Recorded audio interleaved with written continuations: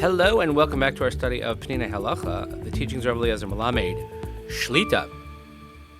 We find ourselves here on Yom Shlishi Pamayim Kitov, and please continue davening for Chaylei Tzvagan Yisrael, for Shalom L'chol Petzuei Yisrael, and a safe return of our hostages, dedicating our learning Leila Nishmat Saren Daniel Shimon Rav Dro Moshe Shem Kum Damo.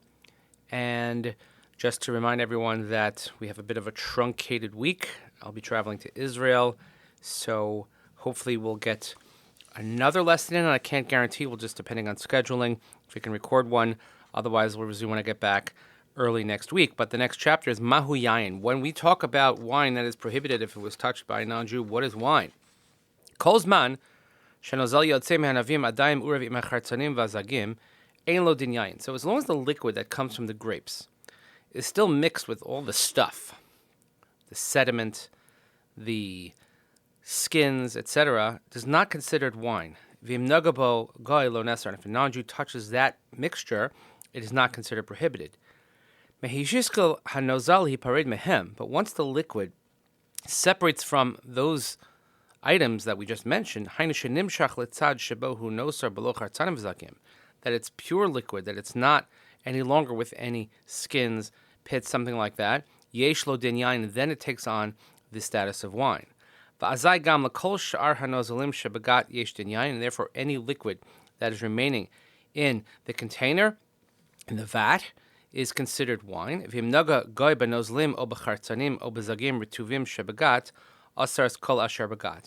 if a non-Jew touches the liquid, or any of the things that are left in the liquid that are in that container, then the entire container is considered prohibited.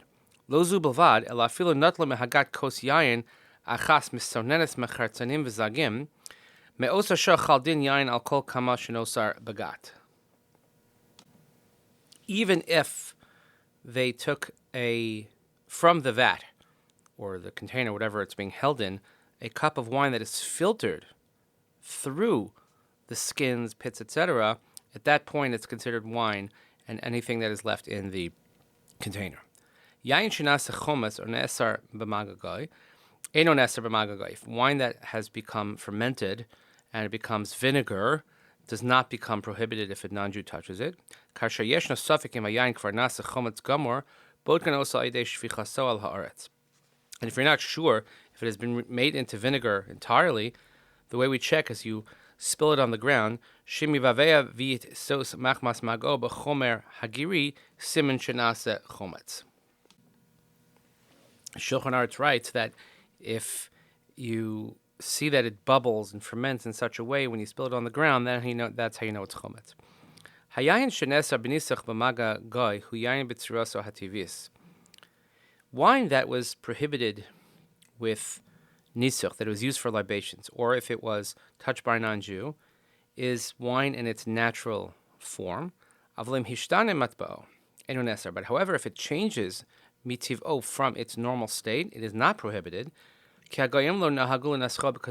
the non-Jews, when they worshipped their gods and used wine, did not change the format of the wine. Lefichach, yayin shemazug b'mayim. If you have wine that is watered down with water, diluted with water, kol shahayayin yoser mishishis mahamayim, as long as there is more than a sixth of wine over the water, dino kiyayin maga v'gai asro, then it's considered as wine, and therefore it cannot be touched by a non-Jew.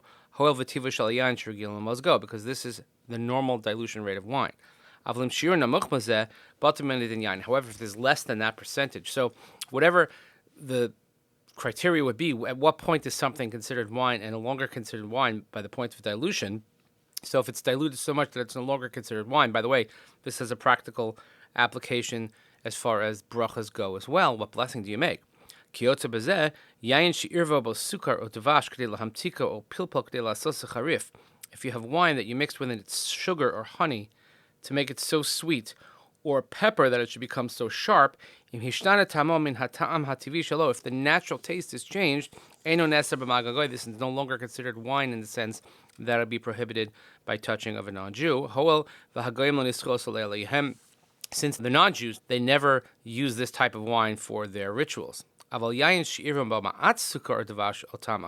you put a little bit of sugar a little bit of honey or some other flavoring, v'tam mishtana rak ma'at, and the flavor only changes a little bit, if a non-Jew touches it, it will be prohibited. Kichlal. So here we go, generally speaking. The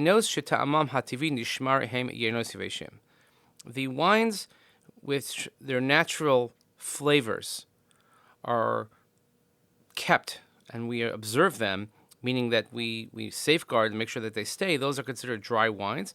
Chatzi veshim, half dry, umutukim b'metikos kala, or semi-sweet.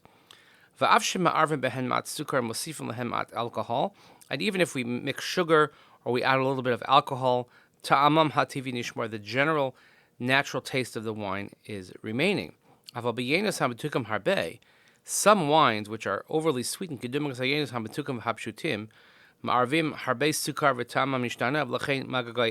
however, if the wine is sweetened so much that it actually changes the natural taste of the wine, would not be prohibited. He goes into some detail in the note here, but again, something that is considered wine, and we would consider it wine, and we'll get into the whole question. The next chapter is Mevushal. Hopefully we get to it before our little mini break, but if not, that's the question on everybody's mind, Mevushal versus non-Mevushal, and we will see that going ahead next time. But in the meantime, please continue davening for Chayei Tzvagan Israel, for Shleimut Chol Petzua Yisrael, safe return of our hostages. Thank you so much for listening. We'll see you here next time, either tomorrow or not. But I guess we'll have to wait and see. Have a great day.